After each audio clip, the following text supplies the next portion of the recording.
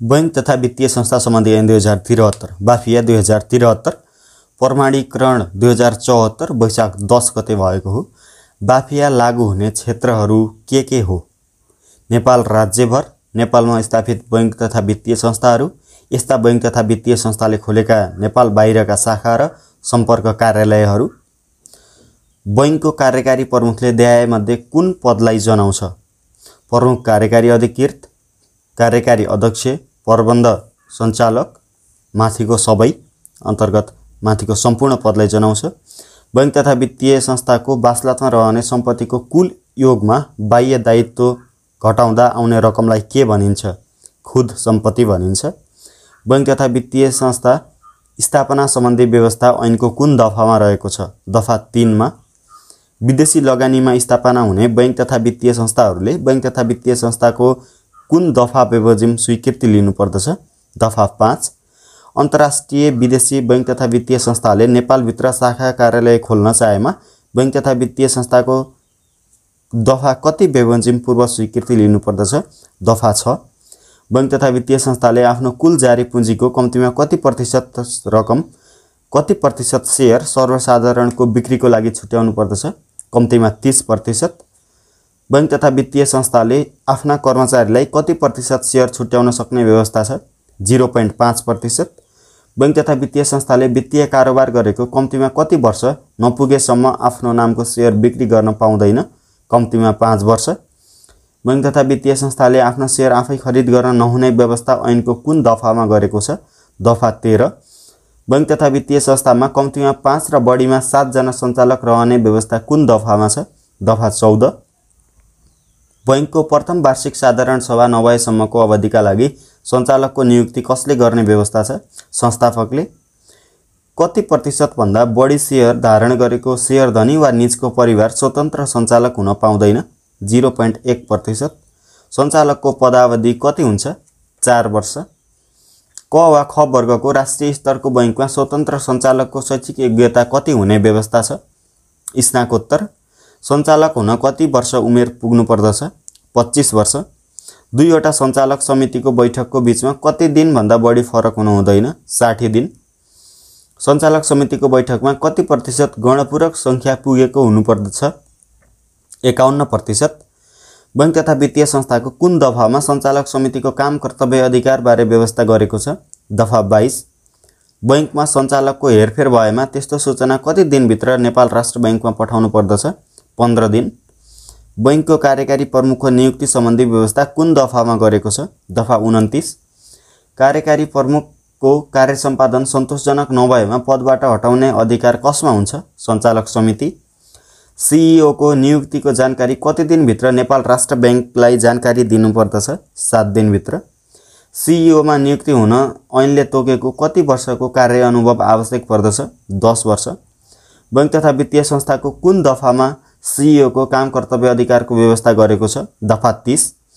कुन वर्गको वित्तीय संस्था माथिल्लो वर्गमा परिणत हुन सक्दैन? घ वर्गको।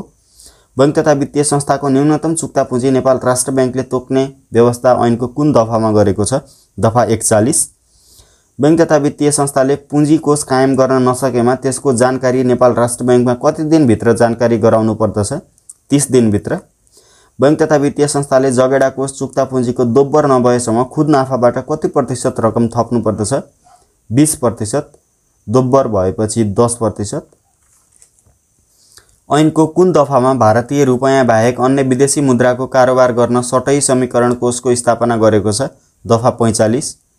बैंक तथा वित्तीय संस्थाले लाभांश घोषणा तथा वितरण गर्नु पूर्व ऐनको दफा 47 बमोजिम कोबाट स्वीकृति लिनुपर्दछ? नेपाल राष्ट्र बैंकबाट। बैंक तथा वित्तीय संस्थाले सम्पन्न गर्ने कारोबारहरू कुन दफामा व्यवस्था गरेको छ? दफा 49 मा। बाफियाको कुन दफामा बैंक तथा वित्तीय संस्थाले गर्न नहुने काम सम्बन्धी व्यवस्था छ? दफा 50 मा। नेपाल राष्ट्र बैंकले बाफियाको कुन दफा बमोजिम आवश्यक निर्देशन जारी गर्न सक्नेछ? दफा 54। बैंक तथा वित्तीय संस्थाको वासलात तथा नाफा नोक्सानको ढाँचा कसले तोक्ने व्यवस्था छ? नेपाल राष्ट्र बैंकले। आर्थिक वर्ष समाप्त भएको कति महिनाभित्र बैंकले आफ्नो वासलात र नाफा नोक्सान राष्ट्र बैंक समक्ष पेश गर्नुपर्दछ? 3 महिनाभित्र। बैंक तथा वित्तीय संस्थामा लेखा परीक्षण समितिमा कतिजना सदस्य रहने व्यवस्था छ? 3 जना।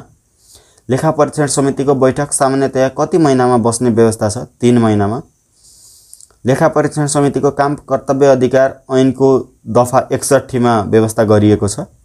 बैंकले आर्थिक वर्ष समाप्तिको 4 महिनाभित्र बाह्य लेखा परीक्षण गरिसक्नु पर्नेछ। बैंकको एउटै लेखा परीक्षक लगातार 3 पटक भन्दा बढी अवधि नियुक्ति हुन पाउने छैन। सम्बन्धित बैंकको 1% शेयर धारण गरेको व्यक्ति लेखा परीक्षक हुन पाउने छैन। लेखा परीक्षकको काम कर्तव्य अधिकार सम्बन्धी व्यवस्था बाफियाको कुन दफामा छ? दफा 66। बाफिया गाभ्न वा गाविन वा प्राप्ति गर्न सक्ने व्यवस्था दफा 69 मा रहेको छ। बैंक तथा वित्तीय संस्थाको स्वैच्छिक खारेजी सम्बन्धी व्यवस्था दफा 75 मा रहेको छ। सैद्धान्तिक सहमति प्राप्त गरेको कति दिनभित्र राष्ट्रिय स्तरको दैनिक पत्रिकामा स्वैच्छिक खारेजी सम्बन्धी सूचना प्रकाशित गर्नुपर्ने हुन्छ? 30 दिनभित्र। बाध्यात्मक खारेजीको लागि अदालतले लिक्विडेटर नियुक्ति गर्न राष्ट्र बैंकलाई सिफारिस गर्ने आदेश दिन सक्ने व्यवस्था दफा 81 मा उल्लेख छ। लिक्विडेटरको काम कर्तव्य अधिकार दफा 82 मा उल्लेख छ। बाध्यात्मक खारेजीको लागि साहुहरूको सभा गठन गर्न सक्ने व्यवस्था ऐनको दफा 89 मा रहेको छ। बाध्यात्मक खारेजीमा भएको बैंक तथा वित्तीय संस्थाले सबैभन्दा पहिलो प्राथमिकतामा बाध्यात्मक खारेजीको लागि भएको खर्चको रकम भुक्तानी गर्नुपर्दछ। बैंक तथा वित्तीय संस्थाको परिच्छेद 13 मा कारबाही, कसुर तथा दण्ड सजाय सम्बन्धी व्यवस्था रहेको छ। नेपाल राष्ट्र बैंक ऐन बमोजिम मागेको विवरण उपलब्ध गराउन म्याद नागेको 2 हप्तासम्म कति जरिवाना लगाउन सक्छ? दैनिक 1 लाख, 2 हप्ता नागेपछि 1,25,000। बैंक तथा वित्तीय संस्थाको कुन दफामा कसुर सम्बन्धी व्यवस्था गरेको छ? दफा 103। दफा 103 बमोजिम कसुर गरेमा हुने दण्ड सजायको व्यवस्था कुन दफामा छ? दफा 104। नेपाल राष्ट्र बैंकले गरेको कारबाही चित्त नबुझेमा कति दिनभित्र अदालतमा पुनरावेदन गर्ने व्यवस्था छ? 35 दिनभित्र। ऐनको कुन दफामा पूर्वाधार विकास बैंक सम्बन्धी विशेष व्यवस्था गरेको छ? दफा 107। सम्पत्ति शुद्धिकरण तथा आतंकवादी क्रियाकलापमा वित्तीय लगानी सम्बन्धी कार्य गरेमा ऐनको कुन दफा बमोजिम खाता रोक्का गर्ने निर्देशन दिन सक्छ? दफा 110। बैंक तथा वित्तीय संस्थामा लेखेको कुरा कार्यान्वयन गर्न बाधा भएमा बाधा अड्काउ फुकाउने आदेश कोबाट हुन सक्छ? नेपाल सरकारको स्वीकृतिमा राष्ट्र बैंकले। बैंकले कर्मचारी सम्बन्धी विनियमावली तयार गर्न राष्ट्र बैंकको स्वीकृतिमा सञ्चालक समितिले तयार पार्न सक्ने अधिकार ऐनको कुन दफामा छ? 133 दफामा। बाफिया 2073 ले कुन ऐनलाई खारेज गरेको छ? बाफिया 2063 लाई। हस्, thank you. Stay with us. नेक्स्टमा बैंकिङ कसुर तथा सजाय ऐन 2064 सम्बन्धी भिडियो चाहिन्छ भने कमेन्ट गर्न नभुल्नुहोला।